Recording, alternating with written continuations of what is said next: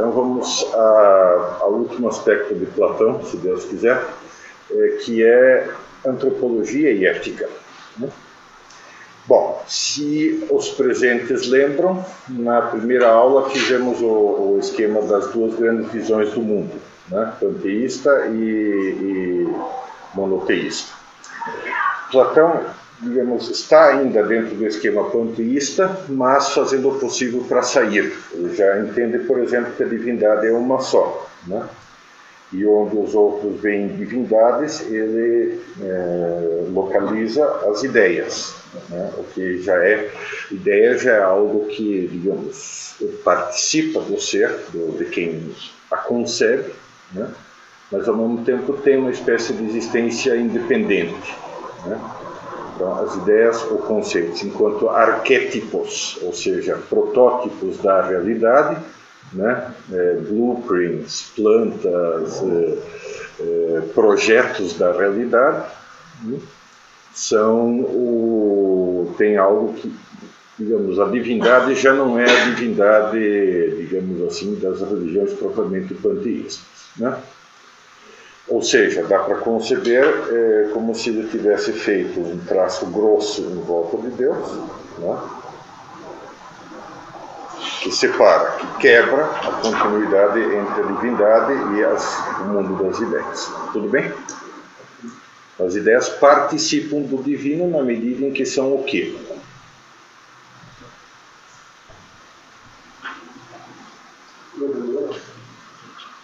Verdadeiras, eternas, né? Você não pode destruir uma ideia. O conceito não pode ser destruído, né? Espirituais e imateriais. Tá? Isto também é o núcleo, por sinal, da prova da existência da alma, de uma das provas da existência da alma, mas a única prova que tem alguma força, né? A prova da existência de um espírito humano, que vocês encontram no diálogo o diálogo que Sócrates vai tomar a cicuta, Fédon. Ok, muito bem. Então,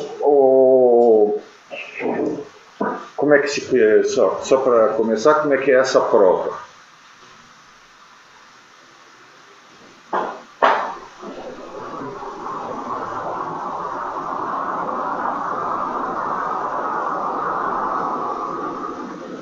Tem que haver uma conaturalidade entre o receptor e aquilo que ele recebe, certo? Você pode comer com os ouvidos? Não. Cheirar com os dedos dos pés? Não. Né? Até porque eles estão envolvidos num odor que não permite a entrada de outras coisas. Pelo menos no caso de muita gente, como a Domélia aqui, por exemplo. Por que você só pode comer com a boca? E todo o sistema digestivo anexo. E a função própria do aparelho. Mas e por que essa é a função própria do aparelho? Ou seja, o aparelho desenvolveu o que para realizar essa função? A especialidade. Na connaturalidade. Né? Se as substâncias alimentares não fossem dissolvidas por uma série de enzimas que as dissolvem e que são adaptadas para dissolvê-las, não adiantaria você mastigar. Você teria que engolir como uma cobra, inteiro, né? Se não fossem dissolvidas por ácido clorídrico, que é o do estômago, não adiantaria o estômago ter ácido clorídrico, né? E assim por diante. Ou seja, há uma coadaptação entre aquilo que se recebe e aquilo que recebe as informações de fora. Deu para entender isso? Não. Como é que o ouvido recebe ondas auditivas? Tem uma membrana que vibra e que, por sua vez, aciona o quê? Martelo e bigorna, que são as sinas que produzem os ruídos internos, né? Como é que você vê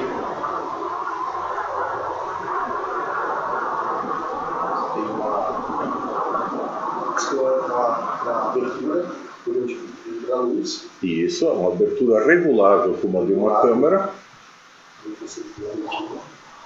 Essa imagem ela ativa uma série de setores Que são células pigmentares ou que sejam capazes de transformar luz em impulso elétrico. Daria para dizer, com um certo exagero, células fotoelétricas. Né? E isso permite, por sua vez, que o olho selecione. Né? Então, parte dessas células recebe em preto e branco, parte dessas células recebe em cores. Né? E RGB ainda por cima. Né? E mandam isso para o cérebro. Né? Então, portanto, tem que haver uma coadaptação. O olho tem que estar preparado para isso. Certo? Como é possível que você, um bicho, consiga captar ideias que são imateriais, eternas, atemporais, etc.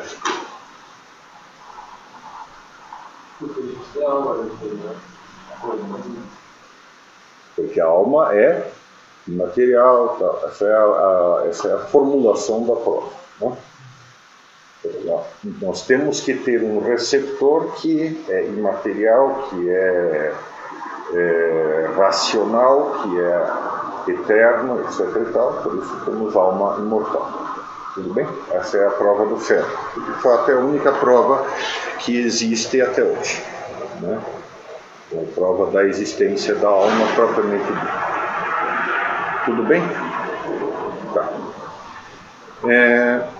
Agora, devido ao esquema panteísta, né, lembra do esquema panteísta em camadas, em que há cada vez menos ser até a camada externa, que é o mundo material.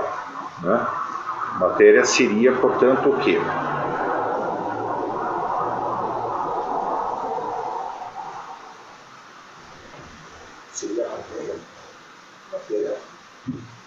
Uma espécie de espírito, sobra de espírito, borra de espírito.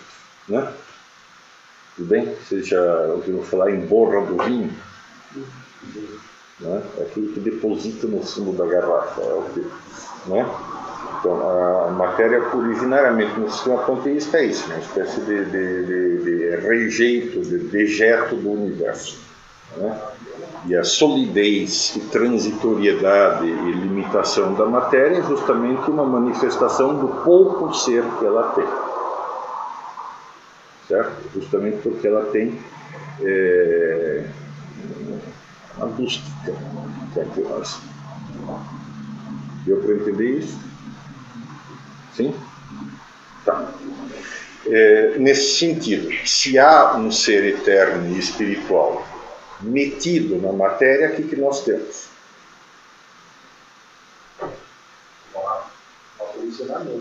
Um aprisionamento desse ser, exatamente. Né? A matéria, nesse sentido, seria a prisão, a fonte de limitação do espírito. Né? Esse é o dualismo platônico originário. Né? Originário. Espírito e matéria não são misturáveis, e o corpo é como se fosse um invólucro material, uma espécie de jarro vagabundo no qual está presa a alma. Tá? Todas as histórias que vocês veem, todas as lendas posteriores de espíritos na garrafa, gênio na lâmpada, etc. e tal, são ecos dessa forma de ver as coisas. Tá? O próprio Platão supera isso em ampla medida. À medida que você vai percorrendo os diálogos até a velhice, ele já vai mudando essa concepção negativa da matéria, até chegar a uma concepção bastante positiva. Né? Uma consequência disso é qual? Originariamente, qual é a consequência?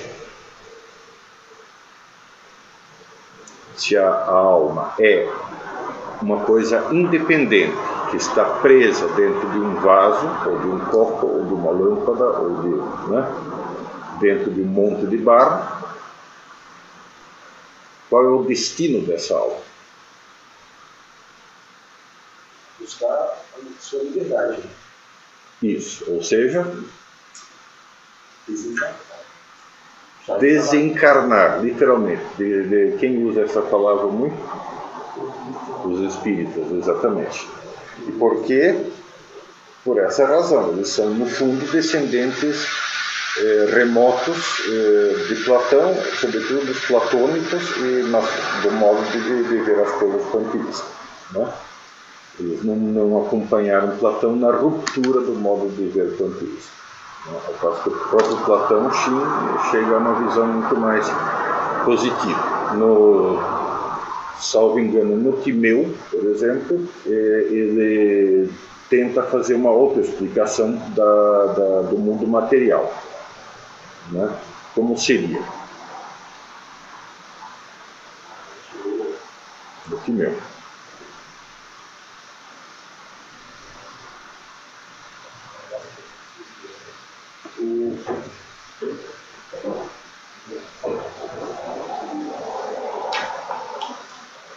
Ele fala de uma, eu não lembro bem agora, mas ele fala de mônadas, Sim. formas Isso. Simples. refletem não sei se exatamente nos termos, a perfeição do Criador, alguma coisa assim. As ideias refletem a forma, exato, refletem a perfeição original do Criador, exatamente. Mas veja, ele já emprega a palavra Criador, que é incompatível com o panteísmo. Né? Ele vai empregando ao longo do diálogo de modo inseguro, exato. Que ele vai falar, ele vai afirmar, mas ele não afirma, ele termina assim.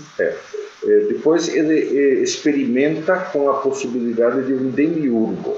Sim, exato. Né? Que é um demiurgo?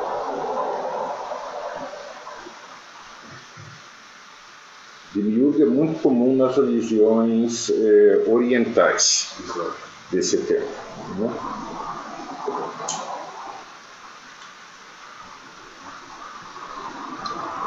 Demiurgo não aparece, por exemplo, nos outros diálogos platônicos. Né? É em sombra.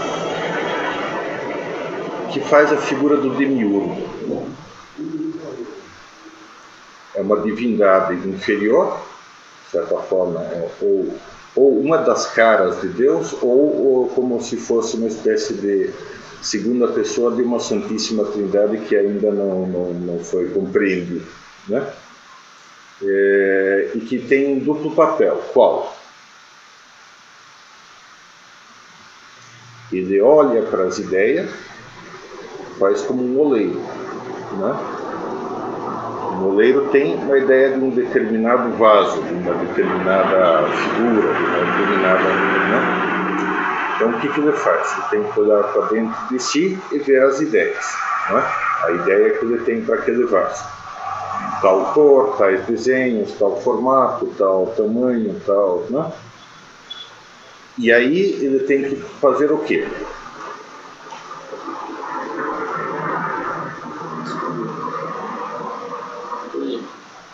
Escolheu, mas e aí ele forma aquele vaso, ele plasma a ideia no vaso. Né? Portanto, reparam como isso já implica uma visão muito mais positiva da realidade do mundo. Né? O mundo já não é prisão, já não é a fonte do mal, já não é o lixão do mundo, né? Mas é a matéria-prima em fase de ser moldada de acordo com as ideias divinas. Né? E isso ele não chega a dizê-lo, mas isso prefigura totalmente o que vai dizer Aristóteles sobre a realidade e a constituição das coisas. Né? Que são forma e matéria.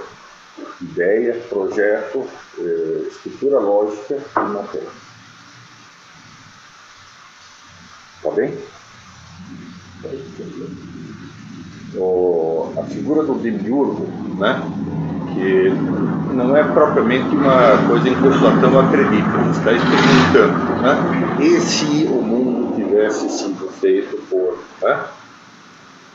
Praticamente todos os diálogos são isso, né? São essa exploração da realidade, das possibilidades da realidade. Como será que as coisas se tornaram o que são, né? Então a ideia do demiurgo é a ideia de um ser que é feito analogamente, de maneira análoga a um oleiro da antiguidade, né? Que tem uma determinada ideia, portanto ele olha para essa ideia interna que ele tem e vai plasmá-la na realidade. Isso implica que a realidade vai ser constituída por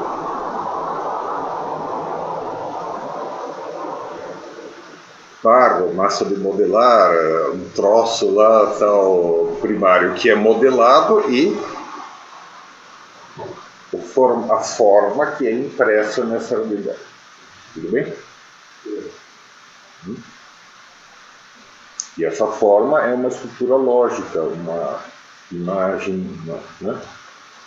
Um ente espiritual. Isso vai levar a resolver o problema do dualismo, né? Platônico. O dualismo platônico originário é esse, quer dizer, você tem uma alma que está presa na matéria, né? E que vai, de acordo com o grau de purificação que ela conseguir em cada ciclo de vida, vai ser reciclada N vezes até atingir a perfeição, né? Isso também para ele é uma ideia em teste, vamos dizer assim, em exame, né?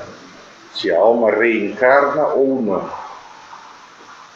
Vários diálogos, por exemplo, têm inferno e céu claramente definidos. Lembra do Gorgias, que tem o Minos, o juiz dos mortos, né? E Radamanto, Minos para os mortos da Europa, e Radamanto para os mortos da Ásia, e que tem que ter sido um ser humano, né?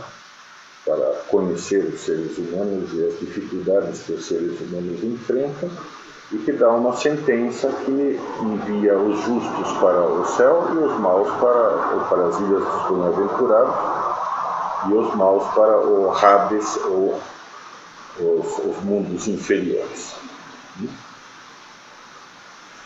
Na República aparece uma versão disso com a possibilidade de reencarnação para os que nem foram muito maus, nem foram muito bons. Né? Os medíocres, os mais ou menos, os tíbios. Né? Esses é que são reciclados. Então, reencarnar não é um prêmio. Não é um prêmio. Não, por contrário. É uma coisa que, enfim, castigo, exatamente. Mas menos pior do que o da Terra dos... Mas menos pior do que para o Hades, exatamente. Né? Tá? Ok. Então vocês veem que Platão está em evolução. Não é um cara que tem uma doutrina fechada, que pode escrever o tratado geral do mundo, o tratado da cosmologia, o tratado da antropologia, o tratado da ética, o tratado... Né? Não, ele está exatamente limpando a área, examinando, pesando todas as coisas racionalmente. Certo? Bom, uma outra herança que o Platão tem do panteísmo, né? Vocês veem que há uma nítida tendência de evolução para fora do panteísmo, né? Ele está superando sem conseguir superar totalmente, né? Uma segunda ideia, e essa sim é mais fatídica, é mais problemática, né? É a seguinte, que o homem é um ser intermediário entre o mundo material e o mundo das ideias, da divindade do Espírito. É um homem que está entre a terra e o céu. Essa linguagem foi absorvida pelos padres da Igreja, em alta medida, né? E que Platão parecia oferecer uma noção de alma eterna e imortal melhor que a de Aristóteles, né? E temos passagens dos diálogos que você diz, nossa, esse cara não... Esse cara tinha que ser cristão, não é possível um negócio desse. Mas tem muitas. Ok. Então, ele tem essa ideia da intermediariedade, né?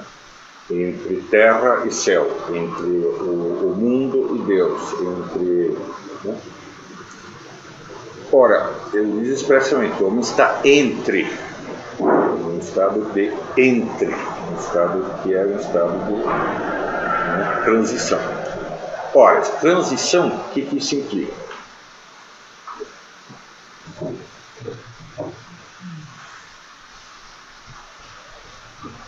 Quando você está num estado de transição, você para no estado de transição? Isso, você está numa fase intermediária, exatamente.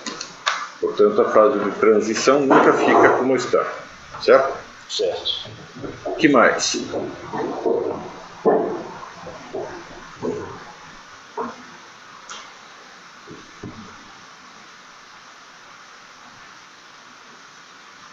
definição, a fase de transição é uma etapa para se alcançar o resultado. Então, qual é esse resultado? No nosso caso, tal como a gente imagina hoje, bom, aqui ele fica um pouco cristão demais, né? É o quê? Vamos falar como se fosse Platão? Seria contemplar o Criador, né? Isso, exatamente. Seria a união com a divindade. Isso não é especificamente cristão. Na verdade, esse modo de falar até é tirado de Platão, né? Ok. Mas para onde ele tem que ir, então? Se você está num estado intermediário entre terra e céu, para onde está você? Para onde você se dirige? Onde está o teu fim? Na união com a divindade. Em divinizar-se. Né? E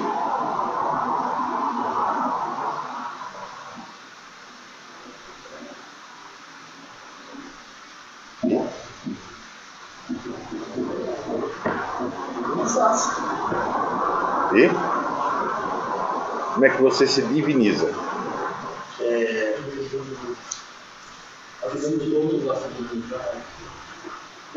Também, uma das vias.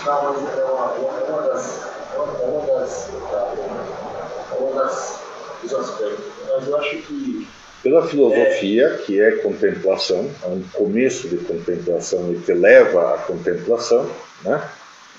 Que mais? Pela purificação das aderências materiais.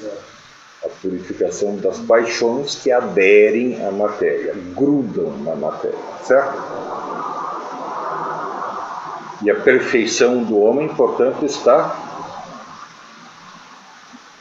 se libertar dessas paixões. Isso. Dominá-las, mais do que se libertar, dominá-las. Não pode dizer libertar-se delas, purificá-las. Purificá-las, que é outro termo platônico que foi tomado, assumido pelos padres da igreja, né? Problema disso. É disso. O homem seria uma espécie de... O homem, para alcançar essa purificação, colocado desse modo assim, ele teria que abrir mão, digamos assim, de uma vida prática. A vida dele seria o recolhimento eterno. Assim. Por que o ideal de perfeição para muitos cristãos até hoje é a vida religiosa, ou vida contemplativa pura? Por causa disso. Por causa do Platão, por causa do conjunto dessas ideias platônicas, que não são originariamente cristãs, não são judaicas, são originariamente panteístas. O judaísmo trabalha muito... É digno e faz parte, o trabalho é liturgia, serviço ao templo e ao povo, né? certo? Então, para Platão, perfeição se identifica com afastamento do mundo, né?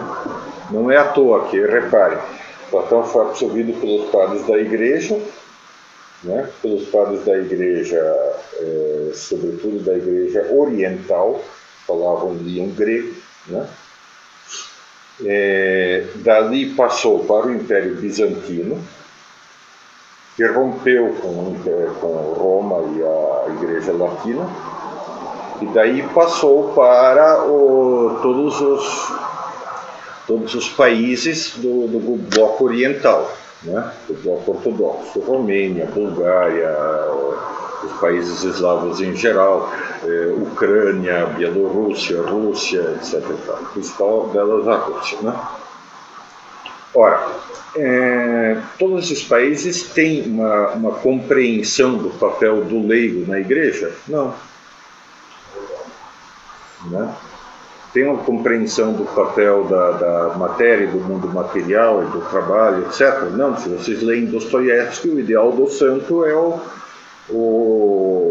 que, embora esteja, digamos assim, necessariamente posto no mundo, é completamente não deste mundo, né? É considerado um idiota, está no idiota isso, é considerado um idiota, uma criança, um parvo, um tolo, um louco, né? Para as coisas deste mundo. Completamente pouco prático, incapaz de fazer qualquer coisa, né? Real, útil, exatamente. E isso, por sua vez, também faz o seguinte: quando isso se rompe, esses países caem no ateísmo comunista, o materialismo tem que ser absoluto, é um materialismo espiritualista, é um materialismo que é de uma a lógica acima de tudo. Nesse sentido, os romanos eram mais práticos, mais voltados para leis, mais voltados para a administração, mais voltados para, né, o mundo real, vamos dizer assim, né? E isso passou para os padres latinos e, por sua vez, depois permeou todo o pensamento teológico ocidental, de Santo Agostinho já até São Tomás, que é o auge, né? Muito bem. Então, esse conceito de intermediariedade é real num aspecto, mas é apenas um aspecto, né? O que fica faltando? Há uma perfeição que é uma perfeição exclusivamente divina. Você, no fundo, tem que recuperar, entre aspas, o anjo que está dentro de você, está preso dentro de você. Está cheio de gente querendo ser anjo, né? Por exemplo, o pessoal acha que, não, quando eu precisar mudar, eu mudo. Quando eu quiser mudar, eu mudo. Né? O que se diz? Pobre criança inocente. Totalmente fora da realidade. Tem a menor experiência de si mesmo, da vida, de nada. Né? Tem muita gente que põe o ideal num grau de pureza absoluta. E como não é possível atingir essa pureza, então nada. Exatamente. Então zero. Ou tudo ou nada. Quer dizer, isso tende a gerar uma visão branca ou preta da realidade. Né? Não condiz sequer com o Platão amadurecido. Né? Condiz, digamos assim, com o Platão inicial e uma visão ainda muito contaminada, entre aspas, pelo kantismo, né? Sim. Certo? Ok. Ou seja, nós temos um problema grave que que Platão não resolve e que fica com, que ele aponta, né, com a doutrina do Demiurgo, mas um problema grave de qual é o papel deste mundo. Esse mundo atrapalha na perfeição ou esse mundo faz parte da perfeição?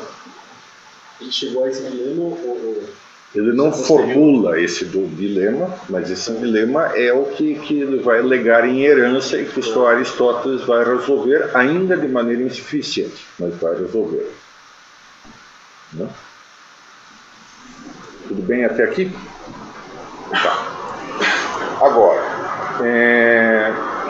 reparem, né, que nós vimos 3 caminhos de perfeição. O serviço aos outros ou justiça.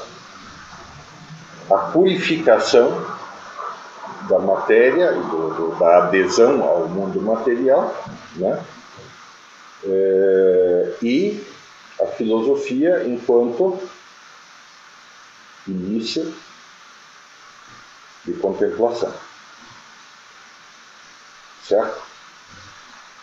Essas 3 são as características que libertam a alma da sua prisão, entre aspas, ou da sua... né? Como se você estivesse enlameado, né? Está tudo grudento, a crosta de lama em volta de você que se precisa tirar, arrancar. Né? Ok. Se existem esses 3 caminhos, né? Quais são as características desses 3 caminhos?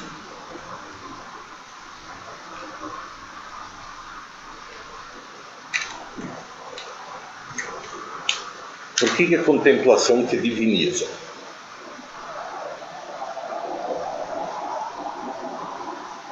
Porque assemelha, nesse aspecto, assemelha o homem ao Criador, que está lá contemplando sua obrigação. Isso, exatamente. Né? Toda a ideia de divindade que Platão tem, e também, em geral, a ideia dos outros povos, né, é de que Deus é uma espécie de sultão. Né? E o sultão está lá no alto e não pode se contaminar com coisas baixas como decisões práticas. Por isso que o sultão tem o vizir lá para as coisas de tocar a vida, entende? O sultão fundamentalmente é o grande contemplador, o cara que está acima das realidades mesquinhas do mundo. Tudo bem? Por isso o Demiurgo. O Demiurgo é uma espécie de vizir da divindade. Né? Ora bem, vamos lá. Se esses 3 caminhos te divinizam, te aproximam de Deus, o que eles têm que fazer? A contemplação tem que fazer o quê de você?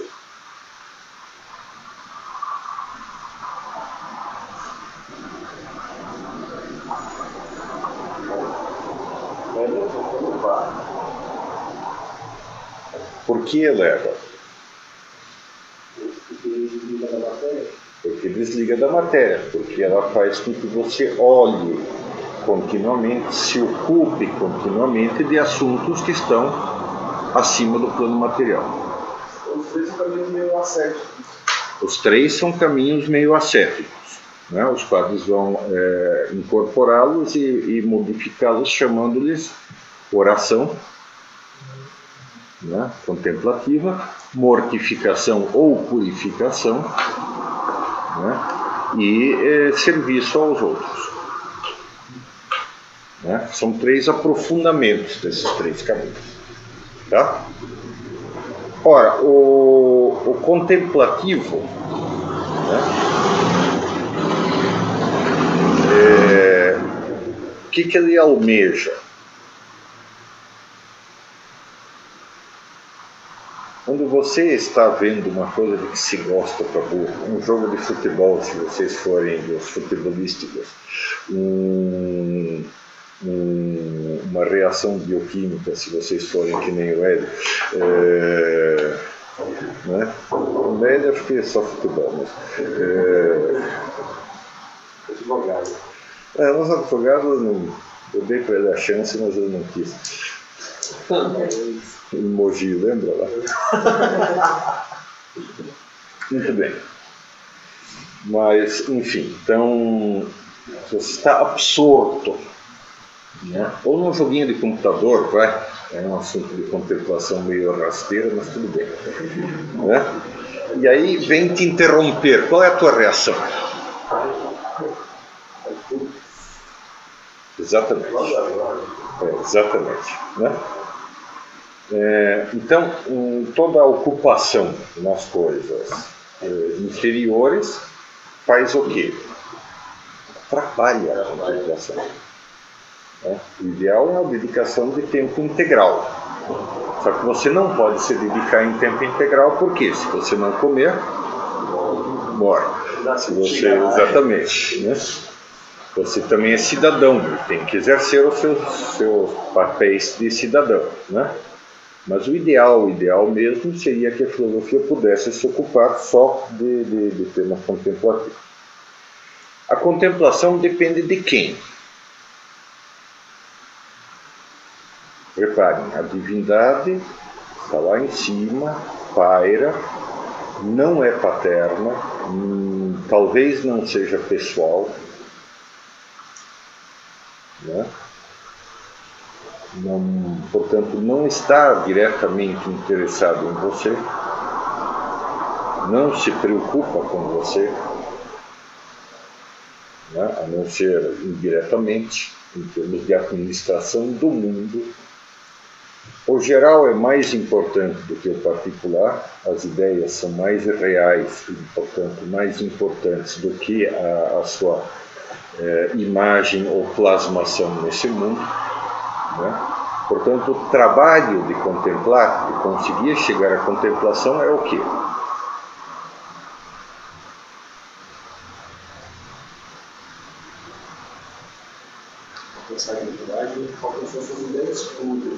Mas esse trabalho, quem é que tem que fazer o esforço para chegar lá? Você.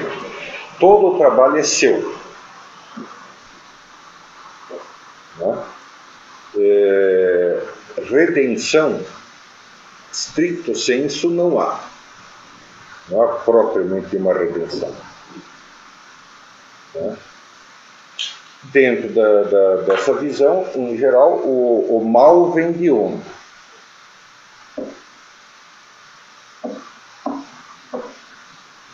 Da aderência ao mundo, da aderência à materialidade. Né? Então, também só a contemplação não é possível. A contemplação é essencialmente um esforço seu de aprender, de estudar, de testar a realidade, de pensar, de refletir, e de assim ir subindo pouco a pouco. Tá? Mas é um trabalho seu. Né?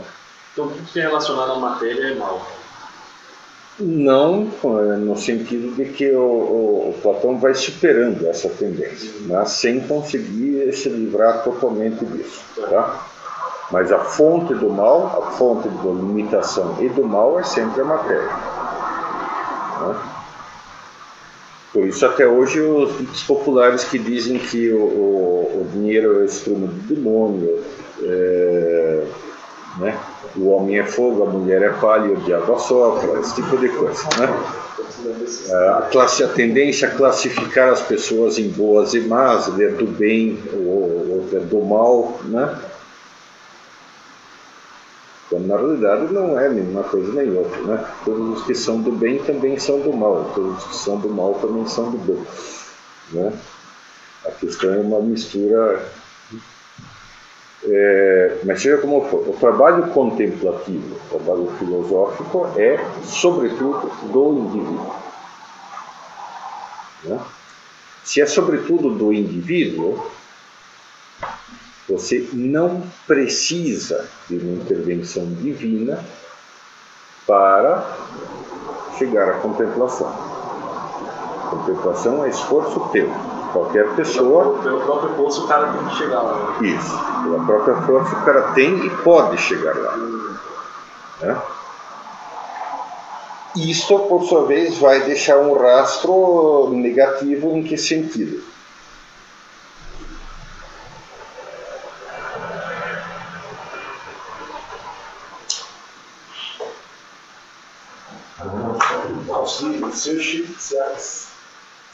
Se a minha caminhada até a dignidade ela for puramente meu, chegando lá eu vou cobrar a igualdade, no mínimo, né? Certo? Que faz parte, na medida em que você tem vai se identificando com a visão de Deus, com uma contemplação cada vez mais ampla da realidade, você já se vai fazer exatamente, né? É um processo de divinização por esforço próprio e não por redenção. Por quê? Porque não há iniciativa divina. Isso. A redenção o que é? As graças de Deus. É o homem declarar falência. Eu não consigo te alcançar. Isso. Perceber que está uma tal distância da divindade que é impossível chegar até ele sem a ajuda dele mesmo, né? E implorar, pedir a ajuda de Deus, que Deus concedeu historicamente através de Jesus Cristo e aplica a cada pessoa individualmente ao longo de todos os tempos, por meio dos sacramentos, tal, né? Essa é uma diferença brutal, né? Isso, sem dúvida, os padres da Igreja não absorveram como tal. Mas a doutrina da graça, por exemplo, fica um pouco... Quase que é um elemento que está sobrando, se você assume os outros conceitos platônicos. Né? O que não implica que Platão não chegue a reconhecer a necessidade de uma intervenção divina. Né? O juízo tem que ser divino e a intervenção é divina também. Ele, em algum outro diálogo mais para o final da vida, ele chega à conclusão de que, olha, né, é possível que, ou seria necessário, ou seria bom, ou, né, ele chega muito perto disso, mas não totalmente. Não entende a redenção, não conseguia entender isso.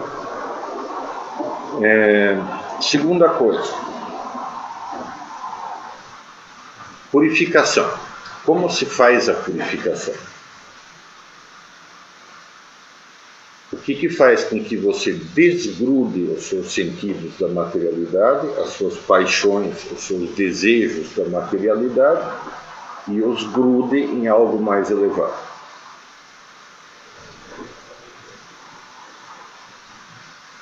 No bem, portanto. Sim, mas esse desprendimento da matéria implica uma aquisição do quê? De virtudes. Exatamente. Essa é a minha dúvida. O Platão usa. Inflação? O Protágoras ele discute se a virtude pode ser ensinada ou não. Mas ele não está falando ali. A virtude, o termo que ele usa ali para designar a virtude é tal qual a gente conhece. Sim, é a mesma raiz do latim. É a arete. Arete é o termo dele. Inicialmente eles começam falando de educação, será que eu posso ensinar uma habilidade?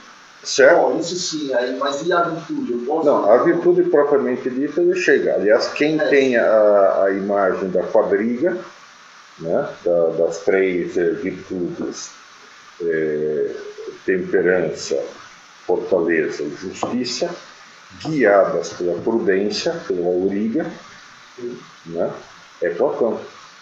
A imagem é dele. E esse é o carro que leva o cara para cima. E o torna mais capaz de contemplar. Ou seja, ele sabe que há uma vinculação entre vida moral e contemplação. E vice-versa. Quanto mais você contempla, mais virtude você pode adquirir. Tá? Então, nesse sentido, toda a doutrina das virtudes, com exatamente a mesma formulação que tem hoje, já está contida em Platão. O que é diferente é o entendimento que ele tem dessa formulação. Tá? E agora vamos ver. Como é que termina esse diálogo aí sobre educação nas virtudes?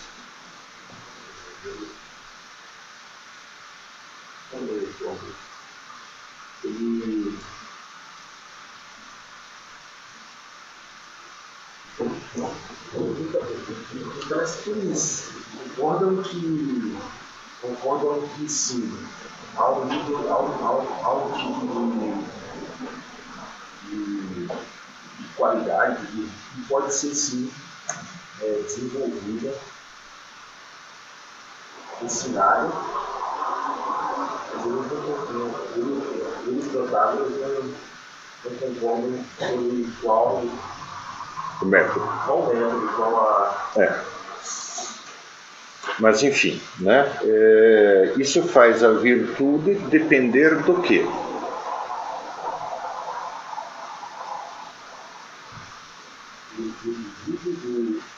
Da finalidade, do indivíduo e do quê? Do bem que você... E o que você tem que fazer com o bem? Conhecê-lo. Exatamente. Ou seja, há um shift, né? O bem sai do campo do bem propriamente dito, do campo do querer, né? E do campo da ação que procura, e passa para o campo, sobretudo, do conhecer. Né? O que significa o seguinte: aí nesse campo Platão vai ter o mesmo defeito de Sócrates. Ele não chega a superar totalmente a visão socrática, de que o bem depende da superação da ignorância. Né? Ou, portanto, depende da contemplação. Né? Quanto mais profunda, mais verdadeira, mais ampla é a tua contemplação, maior é o teu desejo de bem. Isso é verdade?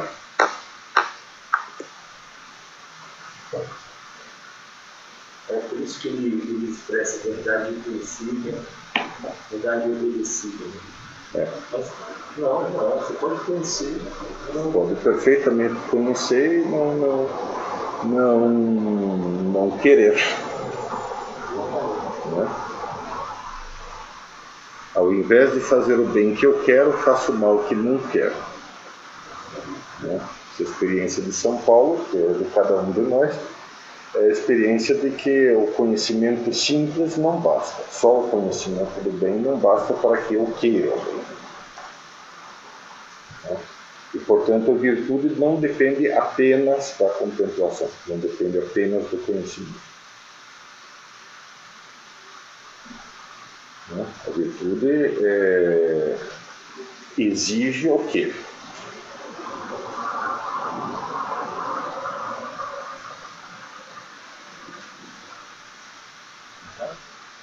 De vontade, que faz o quê? Educa as paixões, mais ou menos como se amestra um animal. Mas a razão. De acordo com a razão. De acordo com. Imbui as paixões de racionalidade. Esse é o conceito melhor de virtude, né? Está, digamos, além do conceito que Platão tinha. O que leva em conta o seguinte paradoxo que Platão não leva em conta. Né? O que vem primeiro? Conhecer ou querer?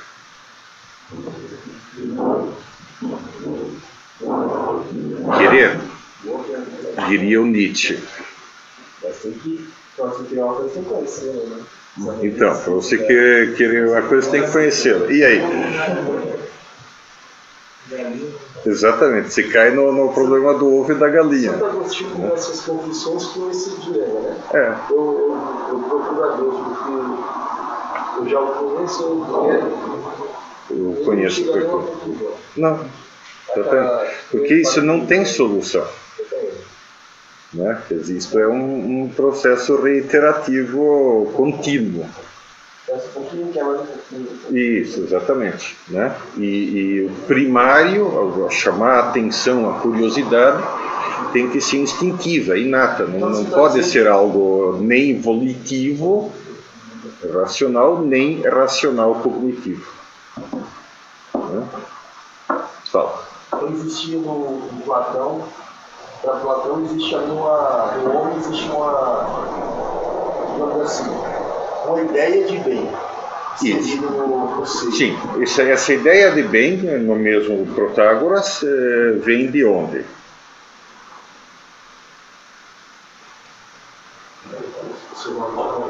Vem da divindade.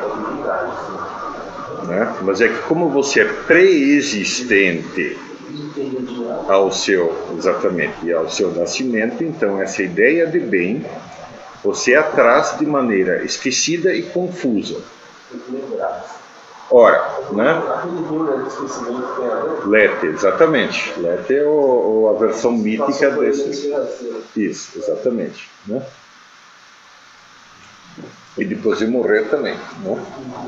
Só que você passa de barca. Então você não se molha dele. Né?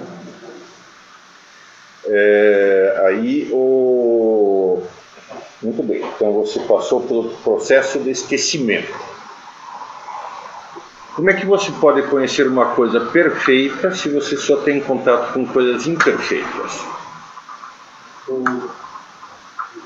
Este copo esgota todas as possibilidades de copo? Não. Há milhares de copos que não são de plástico, não são brancos, são transparentes, ou são de outras cores, ou são... Né? Tem zilhões de coisas. Então, não é possível que através de uma coisa limitada como essa eu chegue à ideia de copo. Como é possível? Porque eu intuo. Eu intuo. Eu deduzo. Eu, logicamente... Então, isso é a resposta aristotélica, mas não é a resposta platônica. A resposta platônica, que Agostinho ainda vai usar, é: isto me lembra o copo perfeito. É a teoria da reminiscência. Isso. Que também não é que seja a doutrina oficial de Platão, é uma das tentativas de entender como é possível que a gente consiga conhecer as coisas. Então, o homem tem uma reminiscência daquilo. Isso. Você tem de maneira confusa, semi-apagada, as ideias perfeitas na sua cabeça, certo? E ao ver as coisas imperfeitas, que são imagem das perfeitas, você sobe de volta, você se lembra da perfeita. Tudo bem? Né? Essa é a versão Protágoras. Né? Mas é possível ser lembrado. Então, segundo os platônicos, sim. Segundo Agostinho, Platão, Agostinho e vários outros, sim. Né? Segundo os aristotélicos, não. Certo? Santo Tomás falou sobre isso. Falou, claro. Quem falou? É o comentário ao de ânima e a forma de conhecer do Aristóteles. Isto é, o conhecimento se constrói a partir das coisas imagéticas, né, das coisas fáticas, reais, se constrói em diversos níveis de abstração que tiram as características concretas disso, brancura, peso, tamanho, estrias aqui, etc e tal, vai tirando todas essas coisas concretas até que você tem, aí sim, a intuição, né? O ver dentro da realidade que capta o quê? A estrutura lógica das coisas. Também conhecida como essência, forma substancial, etc. Tá?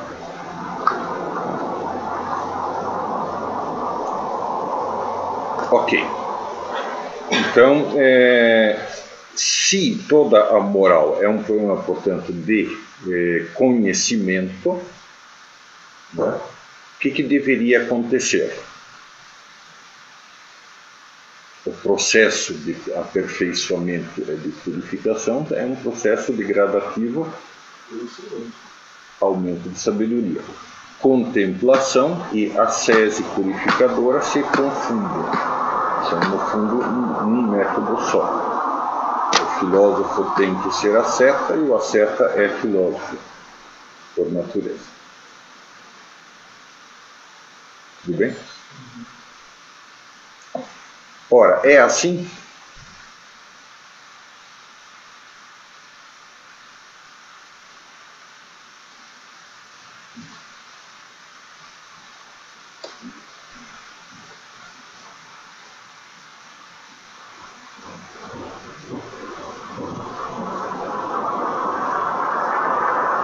Você tem santos ascetas que são mais burros que uma porta, né?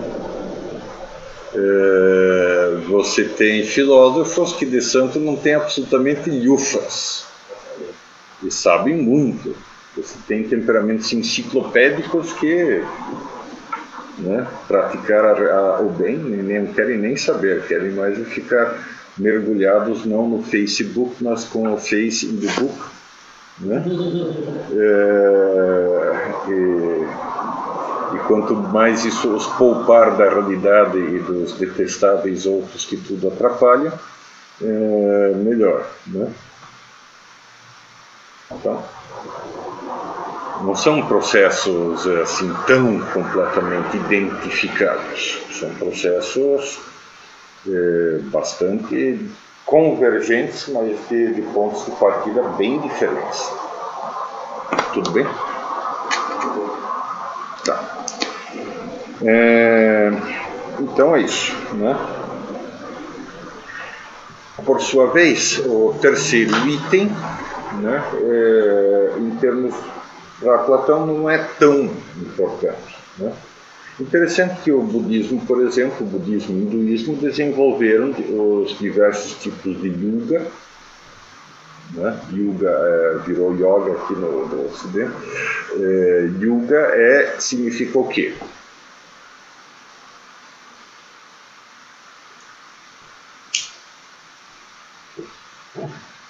É a mesma raiz de jugum, jugo.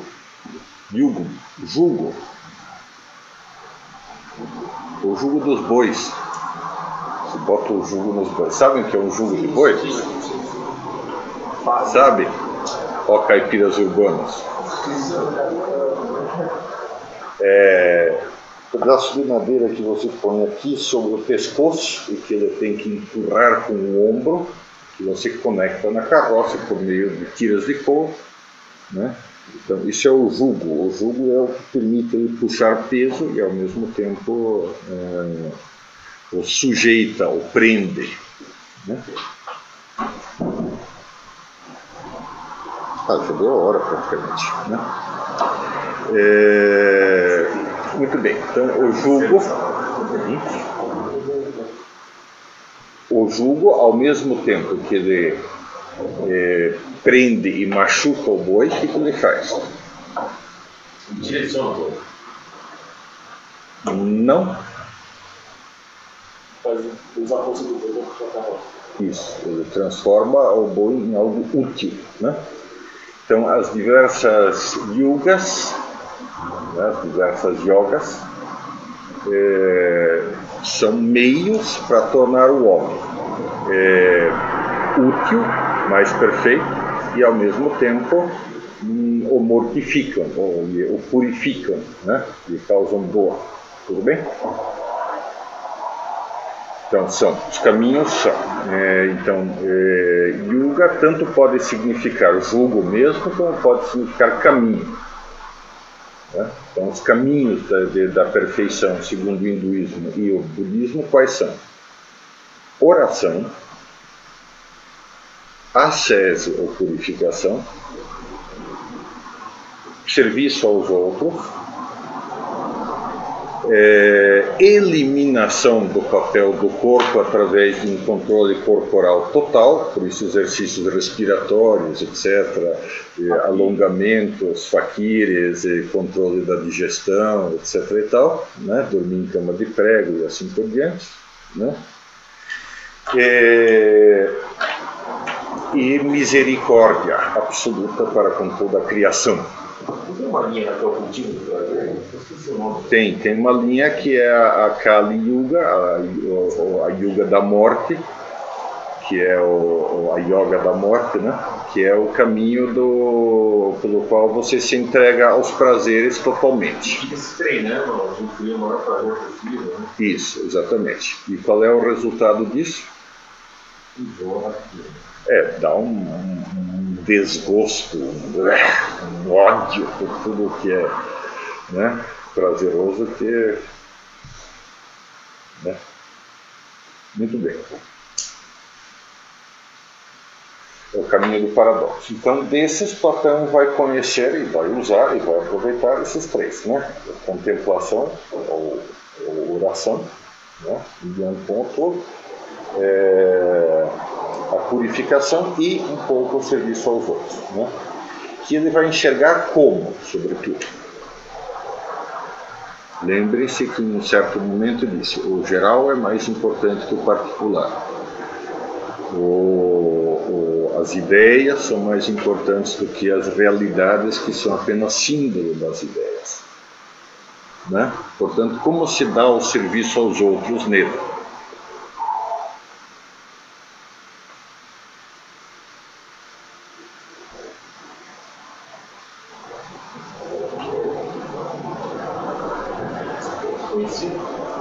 Por meio da sociedade, que é o homem por extenso.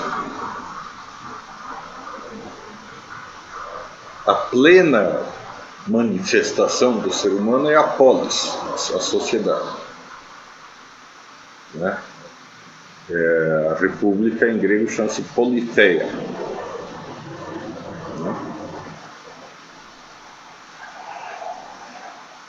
Que tem um significado divino, que tem algo de sobre-humano, né? Está acima do divino. Então, o serviço aos outros passa pelo serviço a polis, né? Quer como soldado, quer como comerciante, quer como administrador, quer como governante, quer como sábio. Mas são inseparáveis as coisas, né? Portanto, também, mais uma vez, né? Não é algo que seja realmente e totalmente distinto da purificação pelas virtudes, nem da contemplação, né? É simplesmente uma virtude de justiça que consiste em tirar o olhar do concreto material, você e o seu estômago, você e o seu infraumbilical, né? E erguê-lo para o conjunto da sociedade.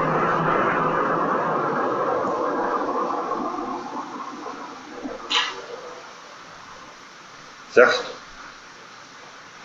Tudo isso está totalmente errado, não? Não, isso pega uma quantidade absurda de coisas verdadeiras e de autênticos bens da pessoa humana, né? O que pega é parcialmente, né? Como falta a Platão uma metafísica clara e assentada, né? Bem compreendida, ele nunca teve grande paciência nem grande gosto pela física, né? Faz tentativas metafísicas, né? Não chega a uma metafísica final. Também por causa disso, todo o sistema antropológico e ético dele tem essa parcialidade de visão, né? Não chega a abranger o ser humano em todos os seus aspectos, e sim apenas em um, né? Que é a sua espiritualidade, né? Há um excesso de espiritualidade que, de certa forma, sufoca a materialidade, sufoca a realidade do homem neste mundo. E isto, né, persiste nos Platões, persiste, é uma tendência dos padres, e sobretudo orientais, e é uma tendência que persiste até hoje nas diversas ideologias. O gnosticismo vem de Platão? Não, o gnosticismo é anterior a Platão, né? As religiões mistéricas da Grécia, por exemplo, são gnósticas, né? Mas Platão, de certa forma, tem um sistema, um conjunto de ideias básicas que é próximo do gnosticismo, com a diferença de que ele não tem a intenção de formar a seita dos eleitos ou dos perfeitos, e sim fazer uma filosofia acessível a todos. Tá? Se dizia? Você porque é a mesma cultura? Surgiu os dois ou não? Sim, o gnosticismo é uma sobrevivência do panteísmo num contexto que não é panteísta, né? Então, gnosticismos vão se formar a partir do judaísmo, quando os judeus recaem no gnosticismo, como a Cabala, por exemplo, né? Cabala é totalmente agnóstico, né? Vai haver gnosticismos cristãos, vários, né? O maniqueísmo na época de Santo Agostinho, o maniqueísmo cátaro medieval, depois vai haver gnosticismos na Europa Oriental, claro, né? Por exemplo, o cristianismo platônico tem mais pendência ao gnosticismo, tem mais facilidade em gerar gnósticos, né? Não que ele seja agnóstico em si, tá? Faz parte do gnosticismo ser um pequeno grupo de resistência, vamos dizer assim, né? E um pequeno grupo de eleitos que conhecem a fundo a verdade, né? Quando é geral, já não pode ser mais um gnosticismo, né? O hinduísmo não é gnóstico e o budismo não é gnóstico, porque são religiões abertas a todos, entende? Então, os bogomilos, búlgaros, né? E depois, a partir dos cátaros, todo o florescimento da alquimia medieval e dos esoterismos modernos, né? Rosa Cruzes, maçons e assemelhados, né? Henrique, uma pergunta, qual a sua afirmação de que o espiritual está focando na Terra? No caso de Platão e dos platônicos, sobretudo, né? Então, mas... Há uma tendência para isso, o que não significa que ele sufoque claramente. Na verdade, ele faz, pessoalmente, Platão faz o caminho mais ou menos inverso, sem conseguir chegar ao fim, né? Mas o que significa ser total? Pelo seguinte motivo. Se você, de alguma forma, se investigando no mundo espiritual, você percebe que o mundo espiritual assim, tem mais ser do que o mundo material. O grau de perfeição do ser no mundo espiritual, ele dá a impressão de que o mundo espiritual que realmente existe. Não, e que o mundo material, ele, não sei, é um desdobramento, sei lá o que é. Isso é totalmente platônico. Aristóteles diria nem a pau, né? O que existe mesmo é o mundo material, né? E o mundo espiritual não existe mais que o mundo material. E São Tomás faz a síntese dizendo que uma coisa é a criação, que é o mundo espiritual e mundo material, né? E a criação tem graus de ser. Mas tem uma perfeição própria de cada indivíduo, de cada ser, né? Que é a perfeição segundo a sua natureza. E outra perfeição diferente, que é a perfeição segundo a graça, né? A perfeição de se aproximar e de se assemelhar a Deus é algo que só pode ser dado por Deus. Portanto, é pura graça, não é perfeição segundo a ordem material. E a perfeição das virtudes não aproxima de Deus diretamente, aproxima indiretamente no sentido de que a pessoa realiza mais perfeitamente o plano que Deus tinha para ela. Portanto, há duas perfeições. Então ela se torna mais perfeita de acordo com a sua natureza. Ela se torna mais perfeita de acordo com a sua natureza, exatamente. Tanto assim que a gente tem, basta ver o sucesso que fazem filmes como O Golpe de Mestre, né? Por quê?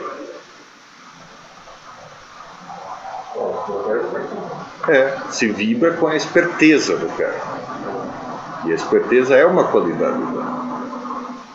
Então, quer dizer, a proposta de Aristóteles é dizer que não é falacioso isso daí.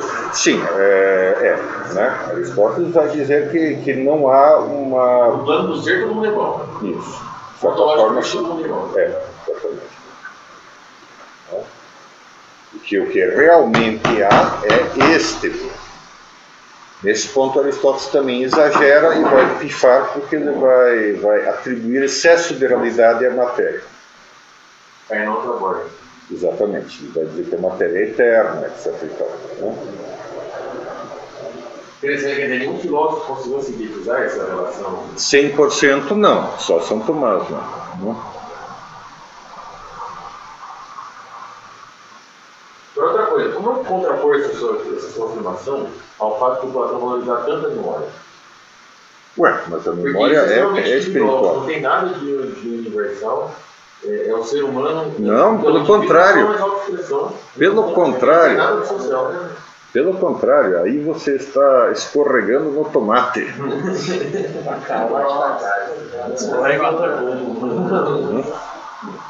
Afinal de contas, não assistiu 3/4 da aula e agora vem querer pontificar. Não, eu estou perguntando.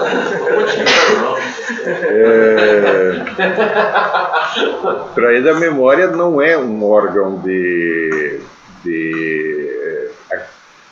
acúmulo da vida pessoal.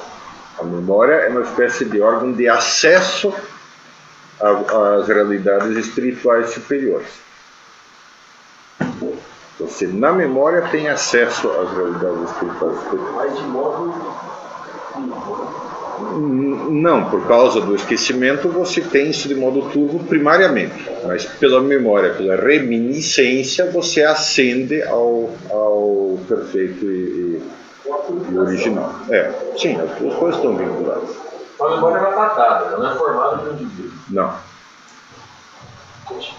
E também, nesse sentido, Aristóteles dirá, a memória não está dada a coisíssima nenhuma, todo mundo quando nasce é uma tábula rasa. Né? Coisa muito parecida, isso é. Eu acho que não, mas também não. É mais para tábula rasa do que para você ter todos os conhecimentos potenciais e. Né? Certo, senhores. Mais alguma dúvida, crítica, sugestão, reclamação? Vocês já falou, mas tem muito conhecimento em Aristóteles. Essa é a próxima aula. Né? Isso vai longe. Pronto. Eu acho que sim, todos os pontos aí foram abordados devidamente. Perfeito. Então, qual frase? Você dá bem, cara. Só mais uma terceira pergunta.